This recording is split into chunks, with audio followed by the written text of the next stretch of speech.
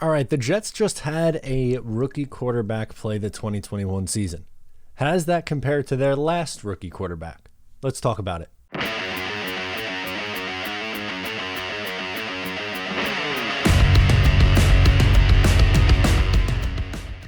Hey, what's going on? I'm Matt O'Leary, back with another video, and today I'm going to be comparing Zach Wilson and Sam Darnold and how their rookie seasons really went, whose was better.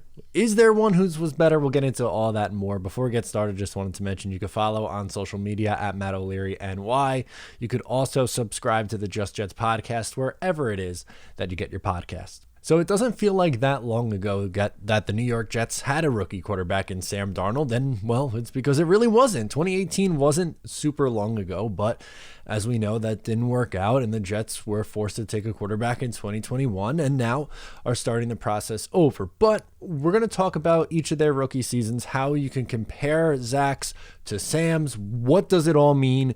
We'll get into all that, but the very first thing I think we should do is just look at the stat comparison. And one thing that you're going to see, and there's no sugarcoating it, Sam Darnold's rookie season was better than Zach Wilson's. They each played 13 games.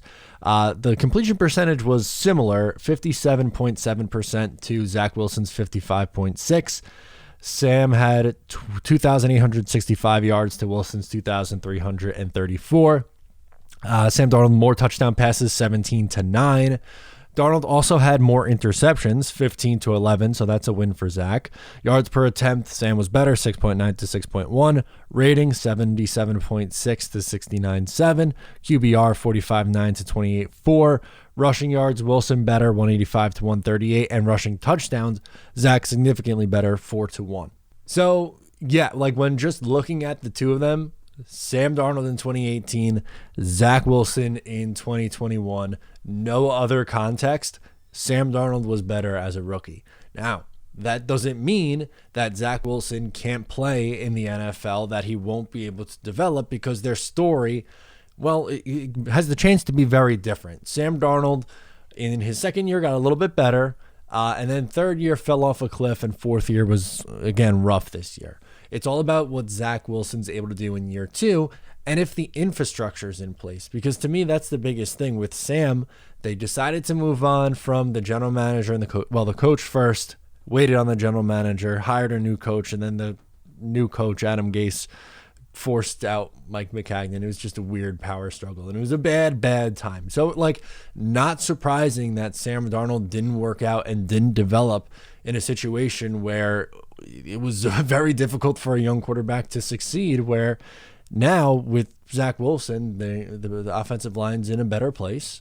You hope that Joe Douglas and Robert Saleh are a steadier presence for a young quarterback. And I mean, Mike LaFleur is obviously a better play caller and offensive coordinator than Dowell Loggins or Jeremy Bates. So once again, Zach Wilson's in probably better hands to make that year two leap. But there's some interesting trends that you can kind of like, I guess, talk yourself into. Not really talk yourself into, but just you'll see what I mean in a minute. So in Darnold's rookie year, he had a strong end to his season, just like Zach Wilson had a strong end. Now, once again, Darnold threw for more yards. He threw for more touchdown passes. It was flashier. Not saying that Zach's wasn't flashy, but of the two, Darnold's was flashier, and most people felt very good about Sam after the first year. He went the final 3 games of the year without an interception, and that is the most amount as a rookie he went without throwing a pick, 3 games in a row.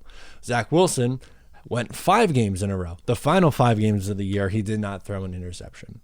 As for multi-interception games, as a rookie, Sam Darnold had 4 multi-pick games. Zach Wilson had 2, and both of those were within the first 3 weeks of his NFL career in Zach Wilson.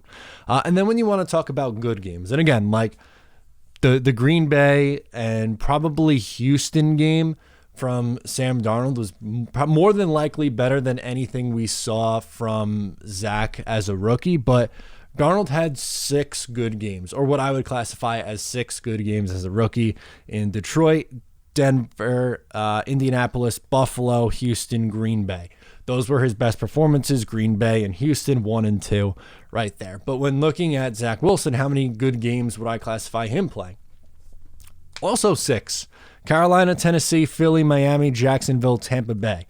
Both quarterbacks had over an 80 rating in 6 games, and those 6 games are included on this list here. And sure, the yardage, the passing yards wasn't there against Jacksonville, but when you run for 94 yards and a score, that, again, it evens things out a little bit. So while, sure, people are going to point to the Green Bay game, and that's probably one of the better quarterbacked games that I've seen a Jets quarterback play, once again, it goes back to, okay, what can you do after your rookie year? How can you develop after your first season in the league? Like, look back to 2018.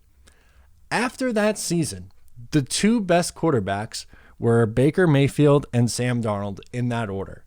Baker looked by far the best. And then you go to 2019, Lamar Jackson takes this crazy leap. Baker Mayfield comes down to earth. Sam Darnold takes a little bit of a progression. Josh Allen takes a progression.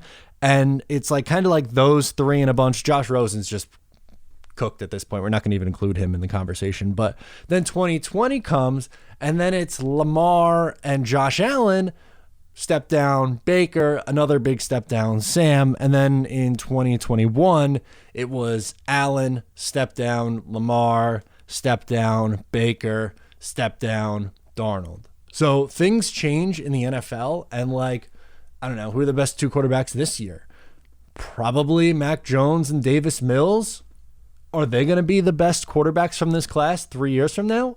Maybe not. I mean, they could be, right? We don't know. It's a guessing game, but you have to look at certain things like, I don't know, the talent, the raw traits, if there's more in the tank there.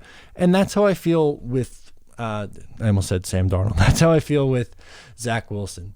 Sam Darnold did have good traits. His issue was the turnovers that never went away, right? What did I just say? He had just 3 games in a row with no interceptions. He had 4 multi-pick games, and he wasn't able to snap himself out of that. He still had the wow throws, but he was too inconsistent.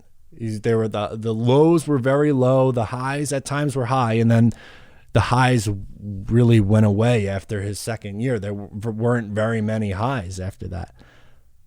With Zach, you're hoping that goes away, that the 5 games in a row with no interception is something that trends into 2022.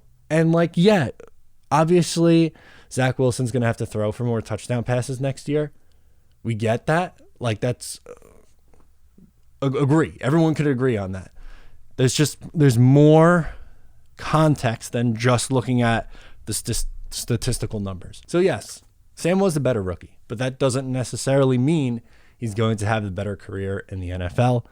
And yeah, that's my comparison on Zach Wilson, Sam Darnold. Let me know if you think it's a fair take, where you're at, what you thought at the time of Sam Darnold after 2018. I know I was pretty high on Sam after 2018 and 2019. And with Zach Wilson, I'm high on him also. I think he had a promising second half to his rookie season. I liked him coming out of college because I liked his ability to get the ball down the field, his playmaking ability, his accuracy, which is something we saw a little bit better in the second half of the year. Just need some help. That's it. Get him help. Have a better offseason going into 2022 than you had going into 2019. And I'll leave you with that. Thank you so much for tuning in. I'm Matt O'Leary, and I'll talk to you next time.